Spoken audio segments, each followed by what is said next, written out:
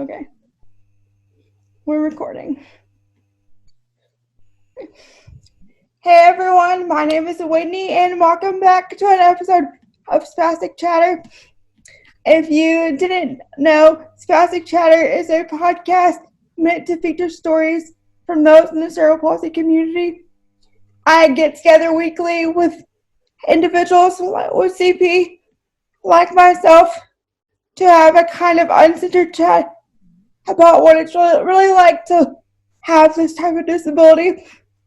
And for this episode, I'm excited to say that I have Mollie and Erin with me from Claiming Disability, and we're going to learn more about their life with CP and how they started Claiming Disability, Inc. So if y'all want to take it away and do your introduction. Well, hello. First of all, thank goodness for technology and being able to connect from all over the country, right? Hello, my name is Mollie, and I will, I don't know, Erin, do you want me to pass it on to you to start? I can kick us off. All right, why don't you go ahead and kick us off, and then we'll bounce it back up to me. All right. Hey, guys, this is Erin K. And yes, like Whitney said, we are with Claiming Disability Incorporated. Claiming Disability Incorporated is an organization working to educate, advocate, and empower people with disabilities through media projects such as this, podcasts and live streams and content created online by people with disabilities for people with disabilities. I have cerebral palsy, like Whitney said. We are the CP gals, and I am one half of the duo, and the other half is my partner, Mollie, who I'm pointing. I don't know if you guys will actually be able to see, but I'm pointing to her down there. Thank goodness for technology. I'm from Iowa. We run this business remotely, and Mollie is from Minnesota. So thank goodness for technology. Two Midwest girls coming together to change the world, right? Yes! That's what we wanted. Girl. So, yes, hi, everybody. Thanks for tuning in. We are so excited to be here chatting with Whitney. As Erin said, we are two badass babes. I like saying that. Girl, we so badass. Look at Whitney's smile. She just like, yeah! Yeah, I forget. This is a podcast, so everybody listening can't see, but we're already making Miss Whitney crack up, so I'm very excited. We wanted to come together, Erin and I, to create a platform and a space for people with disabilities to feel empowered in who they are. So the reason why we came to call our business Claiming Disability Incorporated is because we know that there's a movement to not be excited and secure about the label of disability. We know that there's very negative connotations to it, and it's a scary word to a lot of people. It's a scary word to the public, for one thing, because they don't understand it, and ignorance comes from fear, right? And so they're afraid of that word. We also know that people with disabilities are also afraid of the label of disability and owning that because of those negative connotations and because of the attitudes of society. And so we wanted to create a movement that said, hold up, actually, you're able to claim your disability, and you can do that with so much pride and excitement, and you can love yourself because disability or not, chronic illness or not, you are an awesome human, and we want you to be excited about who you are, and we want you to love yourself, and we want everyone to know that you belong here. you are allowed to take up space. And so that is what claiming disability is all about. And as Erin said, we do that through media projects. And so we have our own podcast that's called You Belong Here for that same reason. We want to have conversations with people with disabilities and chronic illnesses and give everyone a spot at the table to raise their voice. We've got weekly live streams. We have a merchandise store full of just encouragement, and we want you to wear your disability like a badge of honor.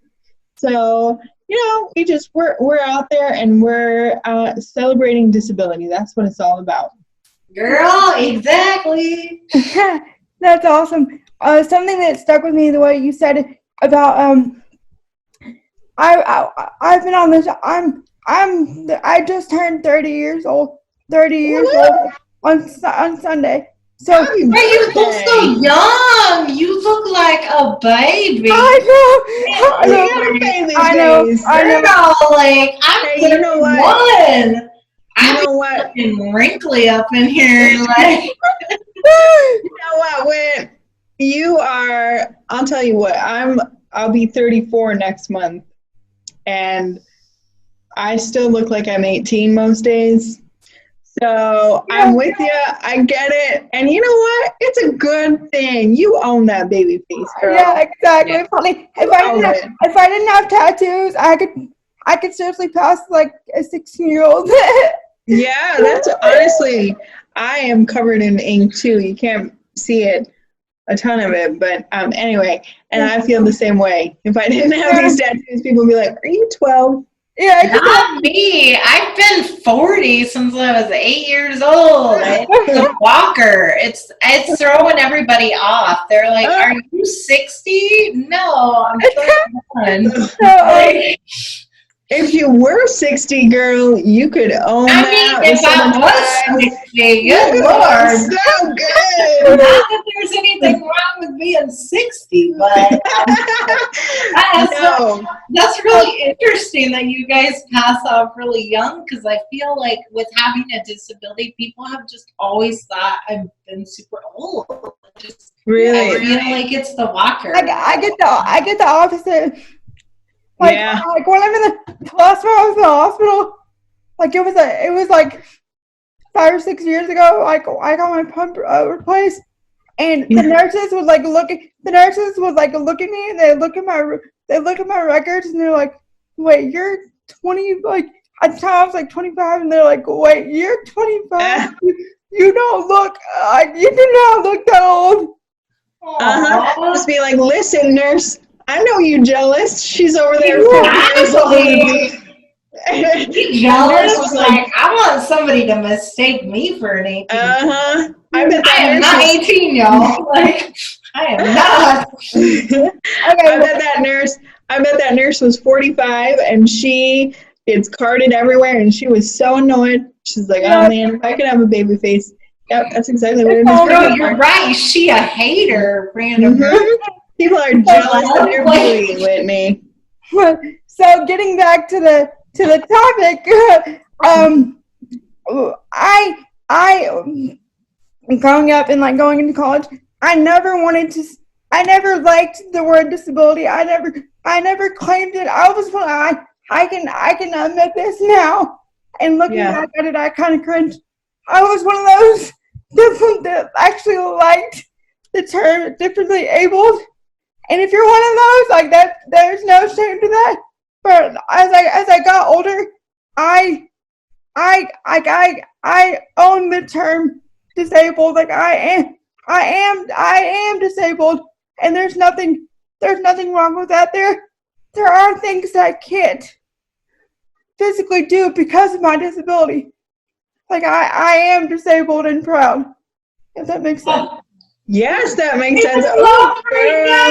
That is amazing. And Mollie and we always talk about the disability journey is a process, right? So for all of us, when I was younger, I hated the disabled label. I hated words like crippled and handicapped and stuff like that. I hated those words because I viewed them in a negative context. I was like, when people are saying disabled, they're saying that I can't. When people say this, they're saying it in a negative way. Claiming Disability Incorporated is working to flip that script because, as you know, Whitney, there's movements out there of people who are like, hey, we're disabled as hell and we're proud. Like, and disabled is not a bad word. It's not. It's a community. It's a culture. It's people coming together and saying, hey, we have a disability and we're not doing these amazing things like you're doing, where you're working a nonprofit and you're starting podcasts and you're doing your own projects. You're not doing this stuff in spite of your disability. You're doing it with your disability, and it's an asset, not a limit, which is also in our merch store. Like, yes, it is.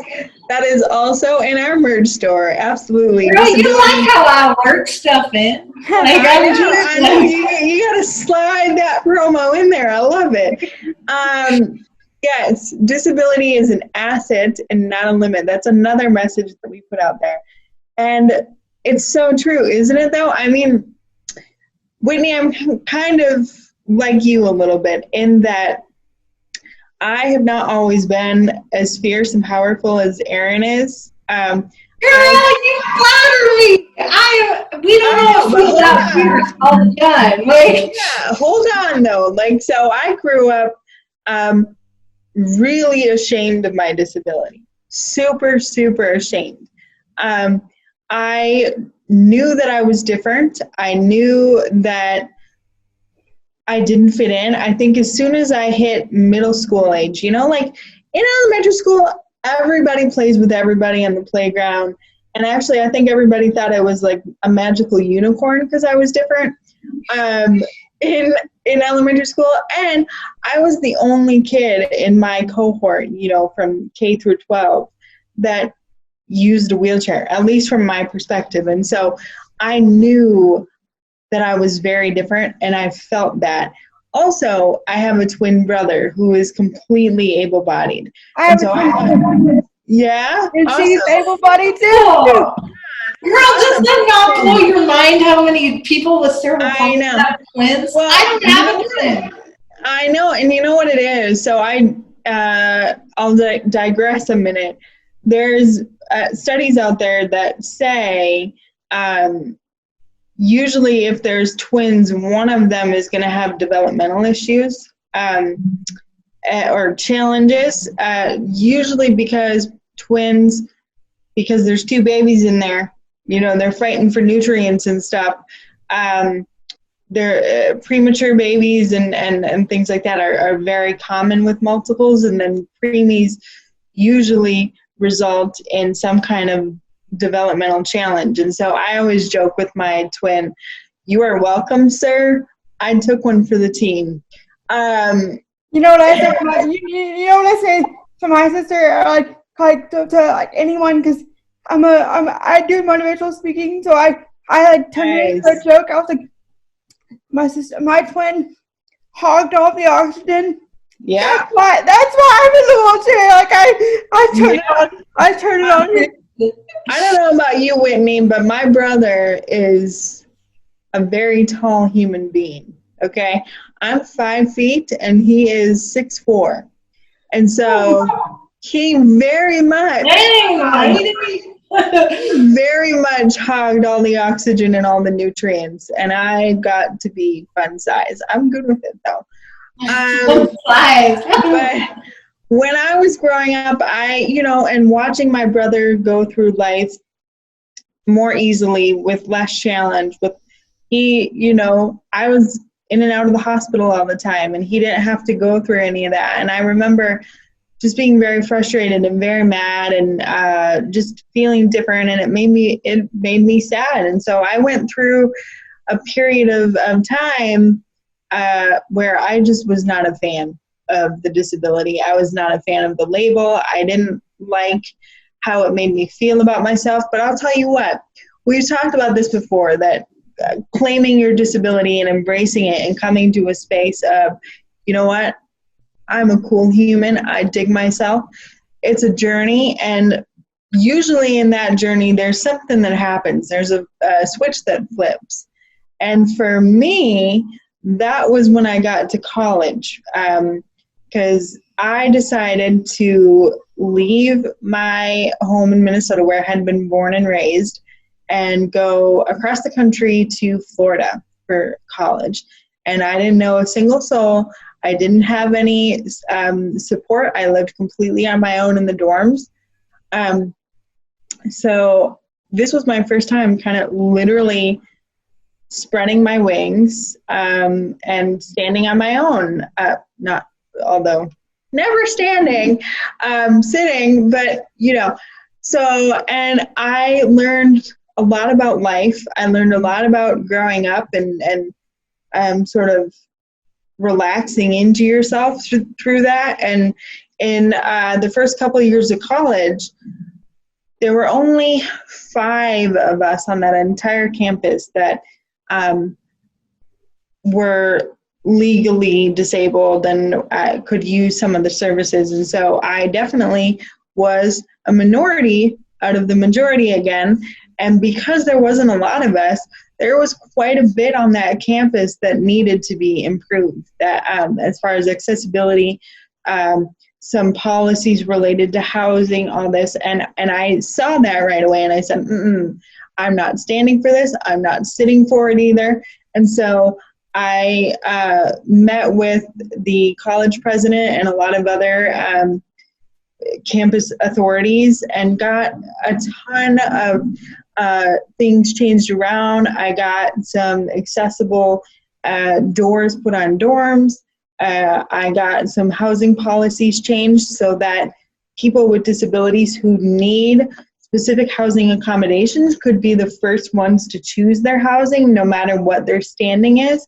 Because when I came in, it was, oh, sorry, you're the last one to pick. And by the time I went to pick for my housing, there wasn't anything accessible left. And they would say to me, oh, sorry, we can't kick that person out. But if you want to go and knock on their door, if you want to go and knock on their door and see if they'd be willing to switch.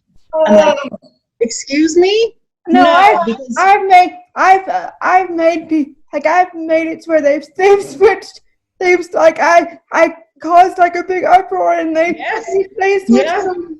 Yeah, absolutely, girl. That's what you got to do, and that's exactly what I say, Whitney. I always say, listen, as people with disabilities, we have to learn to rattle cages, and I will rattle cages and make noise as often as I have to. And that was the moment where I realized, holy hell, I am powerful. My voice is powerful because through meeting with the president and through raising my voice and saying things, I saw real change happen because of something that I did.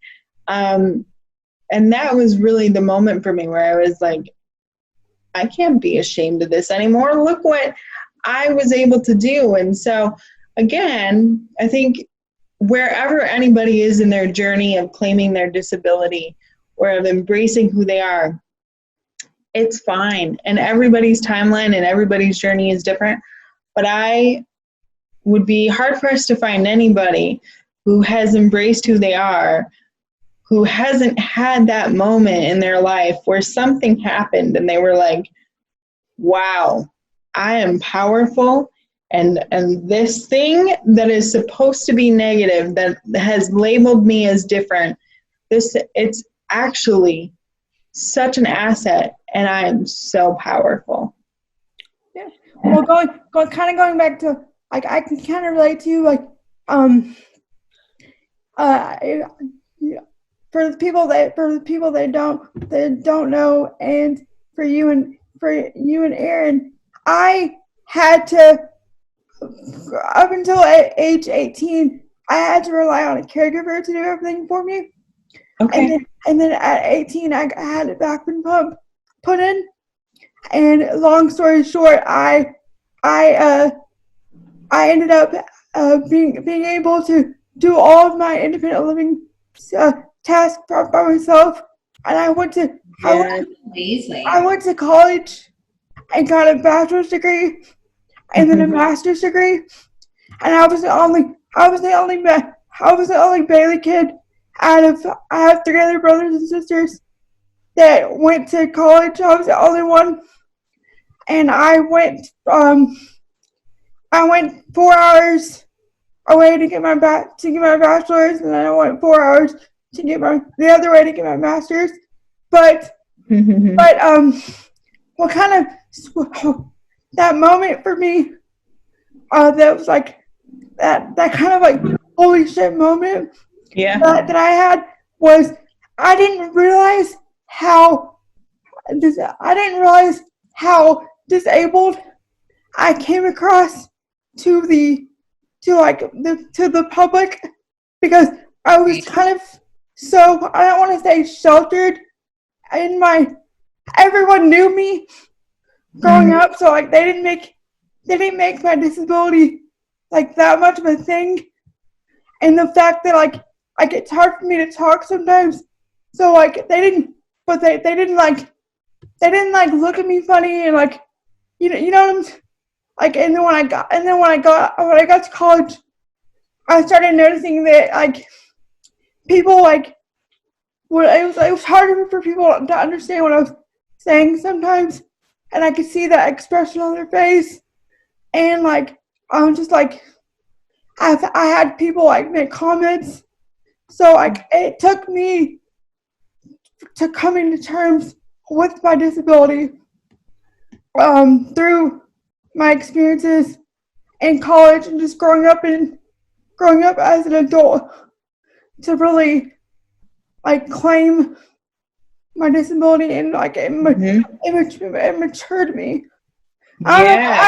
I don't know if any of that made sense. I'm kind of just like rambling, but no, it made complete sense. Makes sense, because like Mollie said, everybody kind of has that tipping point, and like you said, with people, you know, when I was on my college campus, people would look at me all the time because I use a walker, and it takes me a while to get from point A to point B.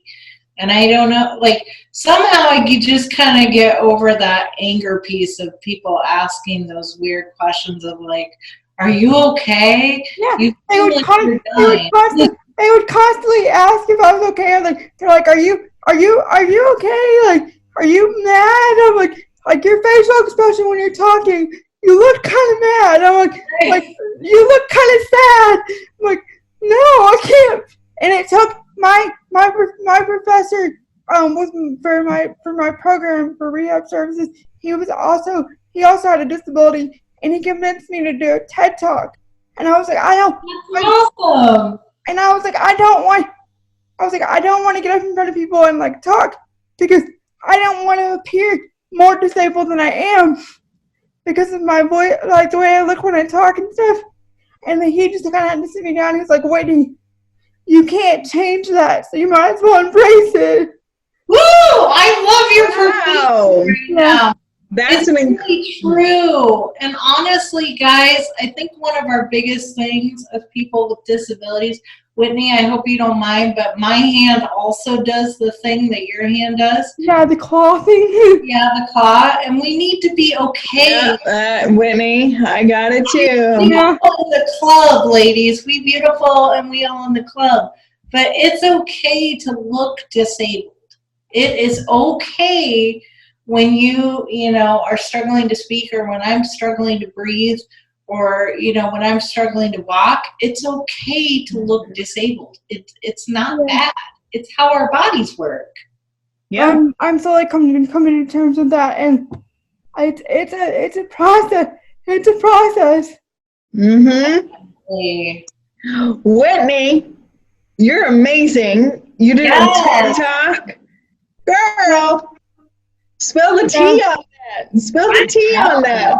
It was like 6 or 7 years ago. I was the only student that applied to do the TED Talk, and so I did one, and that was like the start of my motivational speaking career, and like I've done a lot since. I've done a lot since then. My thing is stick me in front of a crowd, and like I'm totally fine. But like if when I go in for a job interview and it's like that one-on-one, and I can see people's facial expressions and stuff. I'm like, nope, I climb up. That's so, Whitney, I'm the opposite. I love really intimate one-on-one situations. And then when you get me in front of a crowd, it's a little bit scary and I feel like I'm going to puke. But you know what? It's also, I'll tell you, doing this business, creating Claiming Disability Incorporated, and giving ourselves a platform and having a podcast and doing weekly live streams and interviewing a ton of people around the world and the country, it definitely gives you confidence in your own voice. And I bet you experience that. Because I know we want to do a TED Talk at some point, so we might have to pick your brain to see what that process is. Disabled and fears. So many people who let things just hold them back because of fear. Yep. It's not about a disability. It's not about anything like that. This is for disabled and able-bodied people alike. Fear, girl. Mm-hmm. The fact that you were able to do a TED Talk, woo! So disabled and fierce. Oh my God, you were on a young Stella Young among us. We sure do. How many people were in that audience, girl? It wasn't that big compared to the other TED Talks. There was like maybe there's a little bit over like 100. Oh God, cool. That is amazing. Yeah, and then I've done a lot more speaking since then. What do you talk about when you?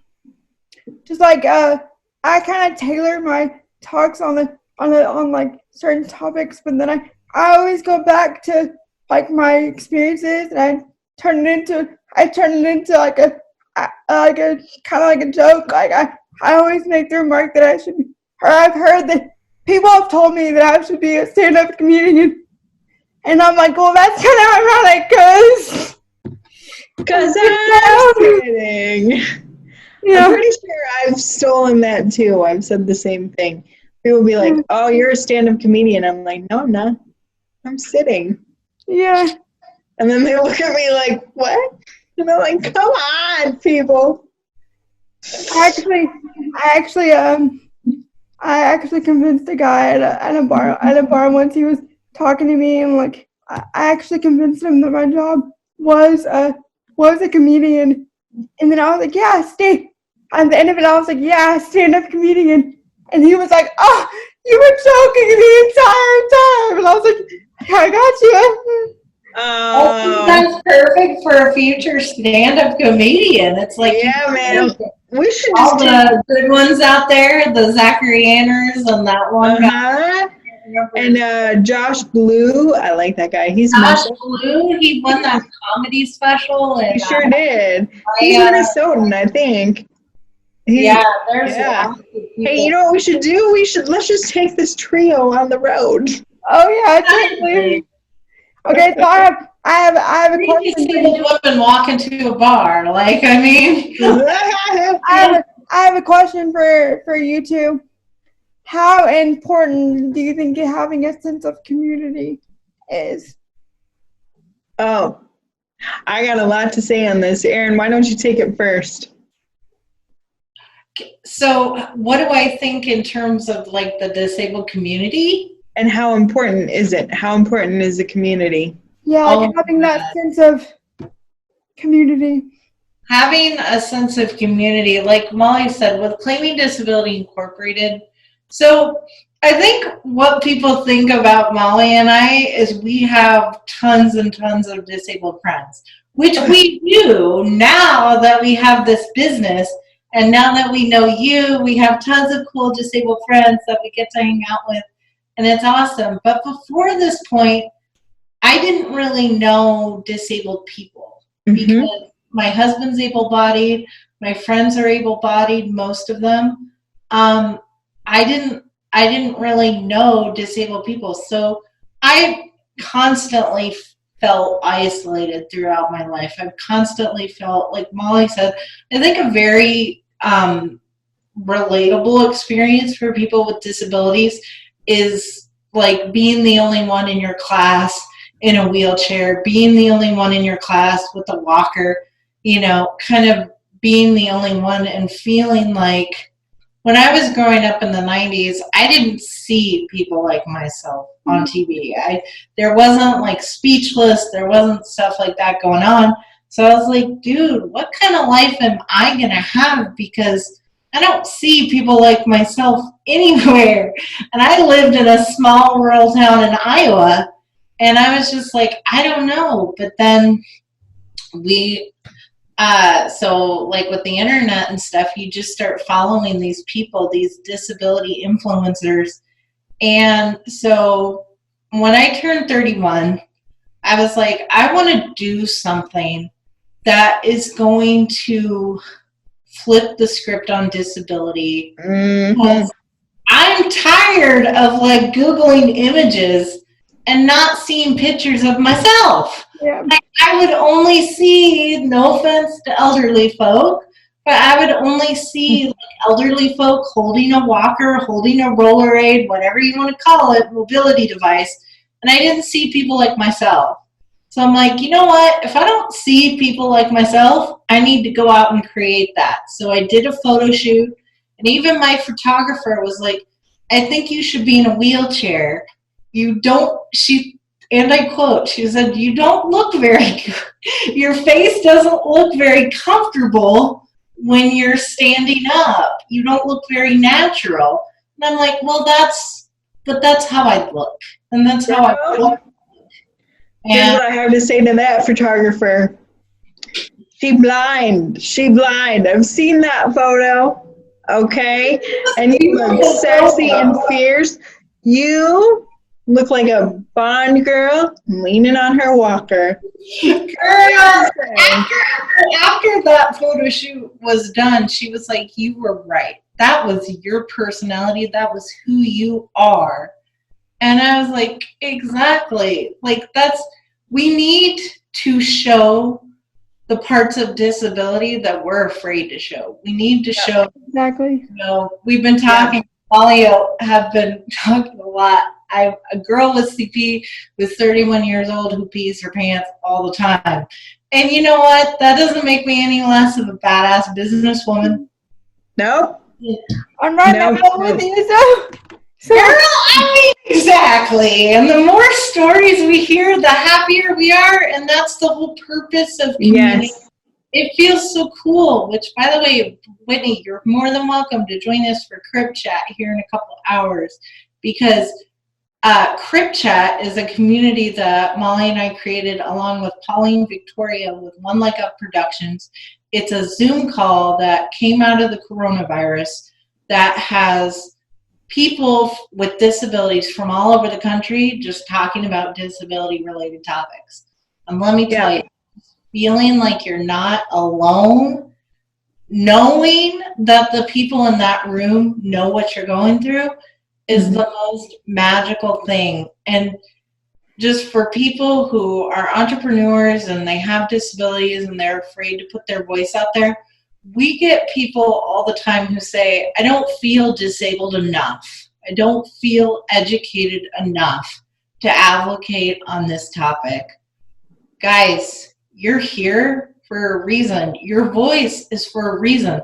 It doesn't matter how disabled you are. If you identify in our community and you have something to say, put it out there. We'll show it for you. Yeah, exactly.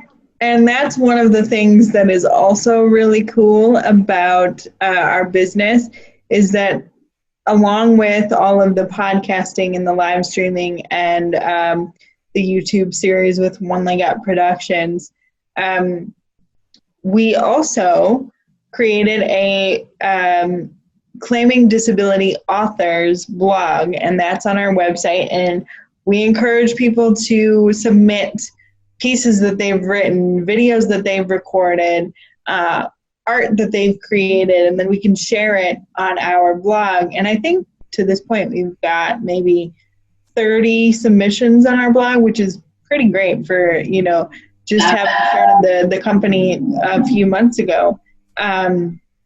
But again, we have people from all over the world. There's a young woman who reached out and said, hey, I want to share my story. about spinal cord injury, and she's from England. So we have people from all over the world submitting their stories, and that's another avenue for folks to be seen and heard authentically as they are. And that is another, I think, really important piece of community, and why we all are doing the work that we're doing to advocate and to create these spaces for folks to show up and fill space, because we're allowed to and we should. And kind of like Erin was saying, when we all come together and when we hear someone share their story in a podcast or write it in a blog or talk about it on the Zoom call, it kind of, it's this moment of like, oh my gosh, me too. We talked about this a little bit yesterday. It is so validating to know you are not the only one that experiences this or goes through this or feels this or is afraid of this. And it makes me feel so much more, makes me feel so much more human. It makes me feel so much more like a validated woman when I hear stories of women in their 30s that are just killing it at life, who are happily married, who have children, but struggle with things like incontinence or falling on their butt all the time or whatever it might be. And it's like, oh my God, I struggle with all this stuff, and I always feel like because of these things, nobody is going to want to love me, embrace me, or, be part of my life. And then when my friends and family are all gone, then I'm going to be alone. And, but it's like, no, you are so much more than the label of disability. And that's, that's another thing that it's kind of this difficult line, right? Because we want people to claim their disabilities and be prideful, but then it's also important to share the message that you are so much more than your disability, kind of in terms of don't let your disability hold you back. So I guess really it all comes together of like, disability is not a bad thing. It's not a bad word. And if you really want something, if you really want to go fill that space and do that thing and be that person, you can do that. And for me, that's what community does, is it empowers me. And I think from everything that we do, from all of the community that we've built, from the platforms we've built, we want people to feel embraced and loved and lifted up. And that is the power of community. That's awesome. So I have one last question for you, for both of you, and then we can sign off. Would you have any advice for people that are just getting started on that self-confidence journey and like, yeah, yeah, absolutely. So self-confidence, whew, girl, that's a can of worms you just opened there, Whitney. So I had zero self-confidence when I was growing up. So for me, the loving myself and having confidence and that switch that flipped in my college years, that all kind of is wrapped up together. And I didn't have a lot of confidence in who I am growing up because of the exact thing that Erin talked about earlier. With when we were growing up, there was literally no representation of disability in any setting of life. So I always felt like, where am I? Where do I fit in? If there's no representation of me, if I don't see myself, then that must mean I have to be on the sidelines. And that is the furthest thing from the truth, but I believed it for a very long time. And so then my self-confidence was real low. My self-esteem was awful growing up. But I have slowly been able to build that self-esteem through realizing my own innate power as a woman with a disability, and seeing all the change that I've been able to create, and through finding my voice and through educating folks, through empowering other people with disabilities, I've been able to build a really great sense of self-confidence. People tell me all the time, oh my God, you're so confident, you're so self-assured, you must have been like that your whole life. I'm like, you got nothing coming if you think that I have been this way my whole life. Really, I think who I am now is who I've always been, who I've always meant to be. It's just taken probably the last 10, 15 years to sort of come into who I am. And another just really tactical thing that I do to love on myself, because I'll be real honest, yes, I dig who I am. I think I'm a great woman. But I struggle sometimes with continuously loving myself. I go through days where I curse my body. I'm like, F you, body. F you, CP. Like, who said you could come here? And I get mad about it, and I get down. But then I'm like, wait a second. Look how far I've come. Look how awesome I am. And literally, I will go into my bathroom. I'll look in the mirror and I'll be like, girl, you looking fierce today. You're sexy. And, and listen, this is not for everybody, but for me, it has worked wonders. I have a friend who's a great photographer. So she and I have done some sexy lingerie boudoir shoots. I have posed in bikinis and posted those photos online. And listen, that's not for everybody. You don't have to show your body and show it off to the world if you don't want to. But it's been magical and life-changing for me, because I'm able to sort of detach myself from my feelings about who I am and look at those photos for what they are. And what they are is photos of a beautiful, strong woman. And another thing that I do is I write affirmations, and I say affirmations to myself. So listen, if you have to actively practice that, because it's a lot of work to love yourself, because we've got all this noise coming from so many directions to be like, you are not enough, you are not pretty enough, you are not this, you are not that. And it causes us to sort of be inundated with this noise, and it's hard to focus on what the truth is. And the truth is that you are dope. You are awesome.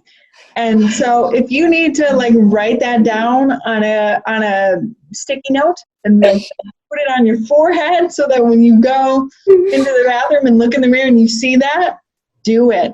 So, and I spend a lot of time in the mirror talking to myself. Yep, I'm weird. I talk to myself all the time. I have full-on conversations with myself. I give myself pep talks.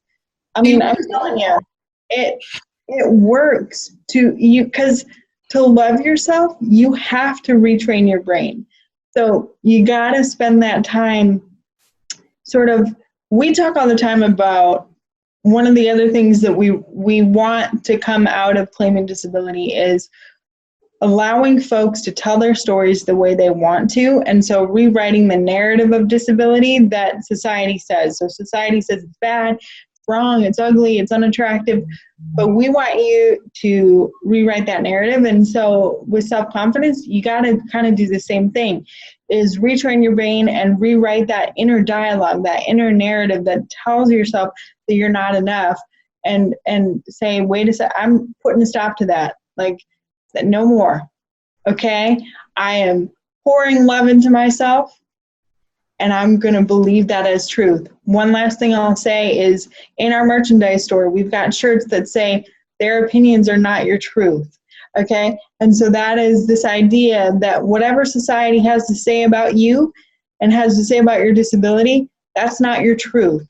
Okay? So if they tell you that you are ugly or that you don't belong here, you don't have to listen to that noise. That is them. That is a reflection of that person and how terrible of a human they are, and shame on their parents for raising an awful human. Okay?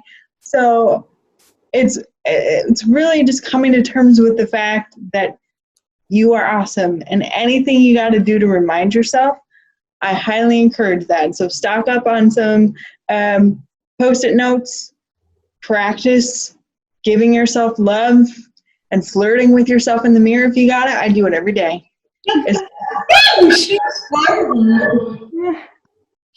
Exactly. Like, just what Mollie was saying, like, just to add on to that a little bit, like, every time I listen to Mollie, my beautiful, gorgeous business partner, talk, I feel empowered and inspired because she really just knows how to pep you up and like lift up. But she really is right.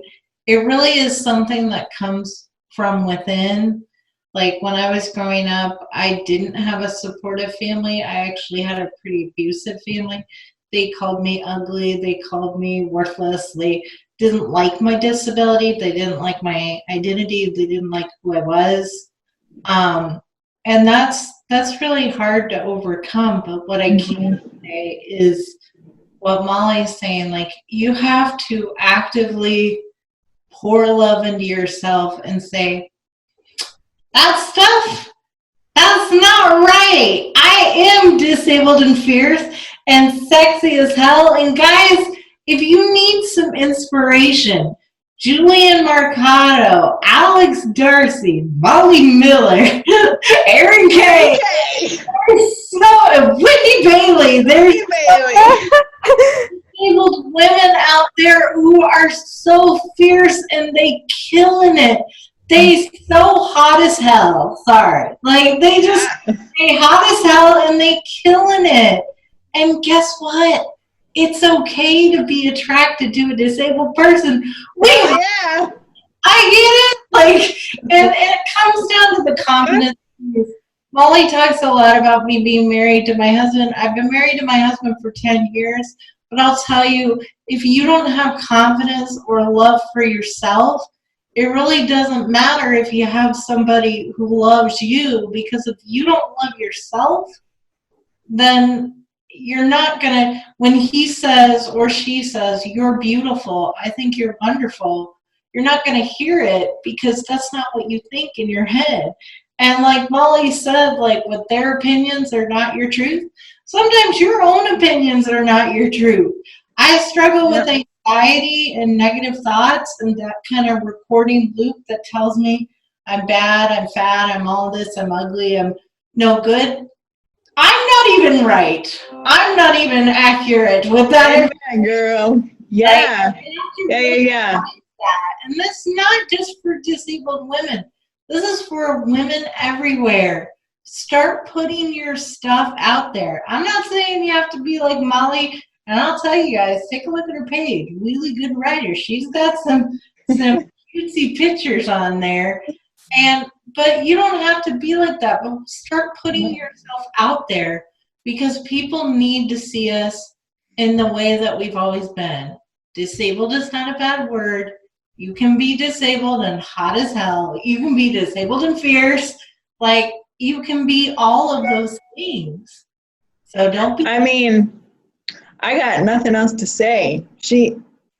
Erin just wrapped it up with a nice bow. I'm just over here like shaking my head like, yeah, keep preaching. Like, keep preaching. Breathe. I can't. I got nothing else.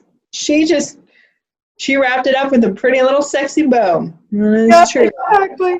Well, thank y'all so much for doing this. I really enjoyed it. I feel like our friendship is started. Like, this is it was meant to be. So, absolutely. Thank y'all so much for doing this. Just to close it out, if anyone watching this wants to be on an episode of Spastic Chatter, there's always a link in the description, an email link in the description. And where can people follow you guys? Oh, everywhere. And I'll put it everywhere. In the description too. Yeah. So if you want to follow me personally, you can. I'll be friends with just about anybody. My My handle on Instagram is Wheelie Good Writer. I am a writer and a content creator by trade and by hobby and all the things. So I like a good play on words. So it's Wheelie Good Writer. So WHEELIE Good Writer, all one word. So you can find me personally there. Or you can find me on Facebook at Mollie Miller. That's fine too. Come hang out. And then also you can find us online at Claiming Disability Inc. We're on Twitter, we're on Instagram, and we're on Facebook, same name, Claiming Disability Inc. Erin, anything else? I think you should tell them where you are. Yes, so I've got my own Instagram account. Disabilities are beautiful because they are. And so we've got a website too. We have claimingdisabilityincorporated.org. And then we have our merch store. Please check out our Teespring merch store. We've got all the good stuff. We've got our, you guys can't see anyway, but we've got our Crip Chat. It's fancy. It's fancy. From our Crip Chat with One Leg Up Productions. We've got Disabled and Fierce. We've got Their Opinions Are Not Your Truth. Please check out our merch store and shop small business. We've got stickers. We've got phone cases. We've got mugs. We've got absolutely everything. Tote bags.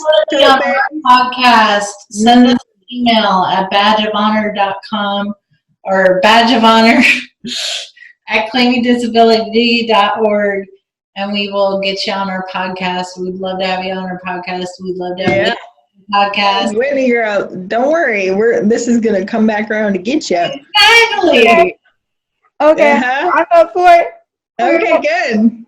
Okay, well, we're gonna close off again. Thank you so much for doing this, and I really enjoyed it. And for people viewing this, check back next week for another episode of Spastic Chatter. Bye. Thank you.